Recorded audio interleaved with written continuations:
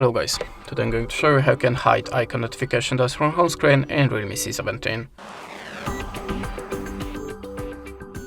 So as you can see, I have one notification dot on the Avast and one on the two accounts, and now I'm going to show you how you can hide it. In the first step, hold the finger on the display. Oh sorry, not on this device, we have to open the settings. Then go to the notification and status bar and select manage notifications. As you can see, here are badges, so select the dot. And now you can turn off all the badges from app that you want to hide the notification dots.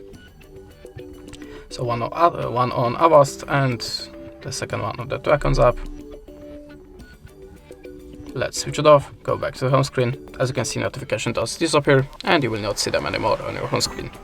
And this is the way how you can do it. Thanks for watching, leave us a like or a comment, and goodbye.